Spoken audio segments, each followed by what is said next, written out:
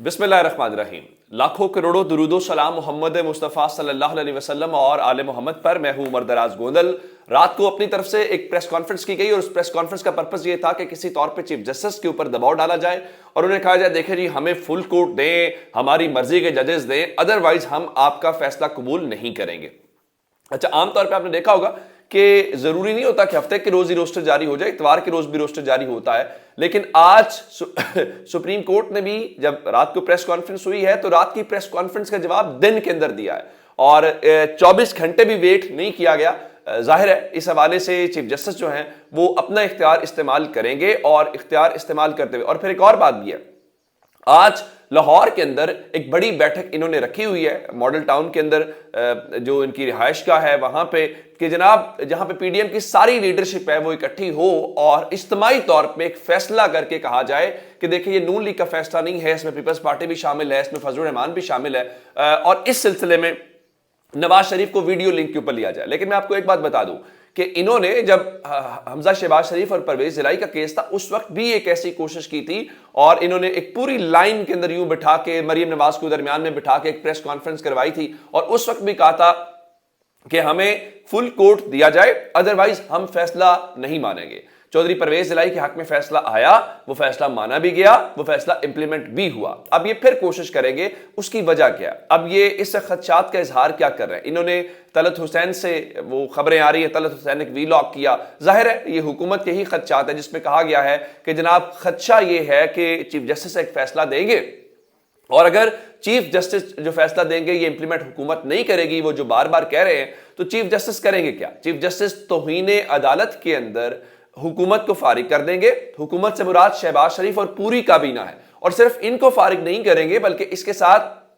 वो 3 बड़े जो ओहदेदार हैं मुल्क के बहुत ताकतवर, उनको भी उनके ओहदों से हुक्म अदूली की बुनियाद के ऊपर उससे निकाल देंगे या हुकूमतों से घर भेज देंगे। इस डर और खौफ की बुनियाद के ऊपर ये सारे काम करते हुए नजर आ रहे हैं। लेकिन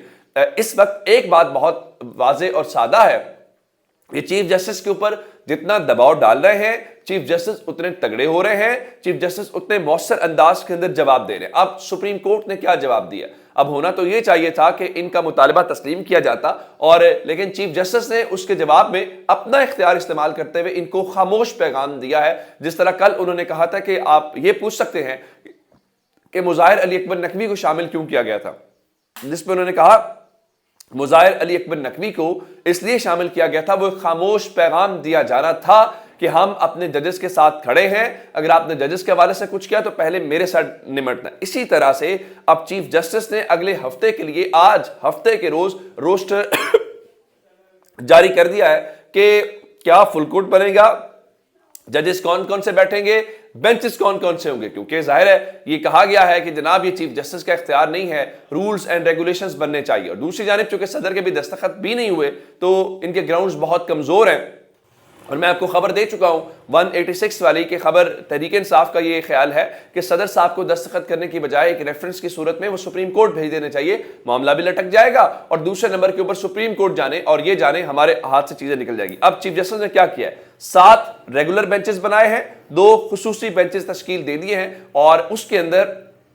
3 रुकनी बेंच वो भी है जिसने इंतखाबात के इल्तवा का केस सुनना है 11:30 बजे मंडे के रोज, और चीफ जस्टिस ने इस सिलसिले में तमाम जो 15 जजेस हैं उनको इस्लामाबाद के अंदर उनके रोस्टर्स बना दिए हैं ताकि वो सारे के सारे जो केसेस हैं वहां पे सुने। अब ये जो लाहौर के अंदर ये सारा कुछ एक तासुर या पैगाम देना चाहते हैं वो तो होगा ही होगा कि नवाज शरीफ को वीडियो लिंक के अंदर शरीक करवाया जाएगा और सारा कुछ जो है, लेकिन उसके अलावा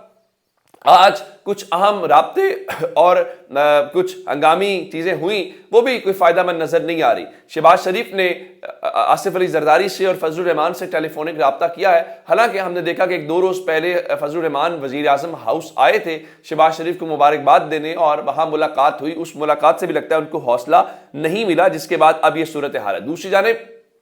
तहरीक इंसाफ بہت کھل کے وہ کہہ رہی ہے کہ ہمیں اندازہ ہے، فواد چودھری صاحب نے ٹویٹ کیا کہ کچھ صحافی خاص کر جیو نیوز اور باقی واٹس ایپ کے جو صحافی ہیں وہ چیف جسٹس اور عدلیہ کے بارے میں ایک منظم آرگنائزڈ ایک مہم جو ہے وہ چلا رہے ہیں۔ اس کیمپین کا مقصد کیا ہے؟ اداروں کو، سپریم کورٹ کو ملائن کرنا۔ ان کے مطابق ہم ان کی فہرستیں بنا رہے ہیں اور قوم کو بھی ان سب کا نہ صرف بائیکاٹ کرنا چاہیے بلکہ ان کی بات نہیں سننی چاہیے۔ لیکن تحریک انصاف گراؤنڈ کے اوپر بھی کام کرتی نظر آ رہی ہے۔ میں آپ کو ایک خبر دینا چاہتا ہوں، اب سے تھوڑی دیر پہلے میں قادر مدوخیل کا ایک انٹرویو دیکھ رہا تھا جو انہوں نے AR1 نیوز کے اوپر دیا، اور وہ اس حکومت سے کوئی زیادہ خوش دکھائی نہیں دے رہے۔ پیپلز پارٹی کے متعلق خبریں آئیں، مثال کے طور پہ یہ جو آٹے والا معاملہ ہے، فری آٹا، اچھا وہ فری آٹا کیا ہے کہ آج خیبر پختونخوا کے اندر وہاں پہ ٹیئر گیس کی شیلنگ ہوتی ہوئی آٹا تقسیم کرنے والوں کے حوالے سے، لیکن چونکہ تجربہ کار تشریف لائے ہیں تو وہ یہی کام کریں گے۔ پنجاب میں وہ عامر میر بیٹھا ہوا ہے، اس نے آج کہا جی دیکھیں پنجاب میں آٹے کی تقسیم کے دوران 20 افراد کے مرنے کی خبر مضحکہ خیز ہے، صرف 3 افراد مرے۔ شرم آنی چاہیے اس حکومت کو، شرم آنی چاہیے آپ جیسے لوگوں کو جو ان منصبوں کے اوپر بیٹھے ہوئے ہیں اور اپنے چہروں کے اوپر صرف آپ میں کوئی وہ چیز نہیں ہے۔ کیا 3 افراد صرف اس لیے مر گئے کہ وہاں آپ گورنمنٹ آٹا صحیح طرح سے تقسیم نہیں کر پائی؟ اور وہ فرمایا جی اتنے ہاسپٹل میں اتنے ہارٹ اٹیک سے، یعنی بے شرمی کی، ٹھٹائی کی، جھوٹ کی کوئی حد نہیں ہے اس ملک کے اندر، اور جتنے بڑے عہدے کے اوپر ہوتا ہے اتنے بڑے پکے منہ کے ساتھ وہ اس قوم کو بے وقوف بنانے کی کوشش کرتا ہے اور اس کو کوئی اس سے فرق نہیں پڑتا۔ اب میں آپ کو بتانا یہ چاہتا ہوں کہ جس طرح قادر مندوخیل ہیں وہ یہ کہہ رہے ہیں کہ یہ 2 وزارتیں ہیں یہ نون لیگ سے لے لینی چاہیے اور یہ دیگر اتحادی جماعتوں کو دینی چاہیے۔ کون کون سی ہیں؟ اچھا میں نے وہ آپ کو خبر دی کہ راشن تقسیم کے اوپر پیپلز پارٹی خوش نہیں تھی۔ اچھا وہ خبر یہ ہے کہ اسحاق ڈار اور رانا ثناءاللہ کی جو وزارتیں ہیں ان کا خیال یہ ہے کہ نون لیگ سے لے کے کسی اور اتحادی کو دے دینی چاہیے۔ خاص کر رانا ثناءاللہ کے متعلق ان کا خیال یہ ہے جی عمران خان کے معاملے کو مس ہینڈل کیا گیا ہے۔ اسحاق ڈار والے معاملے سے انہوں نے کہا چونکہ وہ نواز شریف کے خاندان کے فرد ہے تو ان سے تو ظاہری بات ہے پوچھ گچھ نہیں ہو سکتی، تو یہ دونوں وزارتیں اگر ایک اتحادی جماعت پیپلز پارٹی اس بات کے اوپر سیٹسفائی نہیں ہے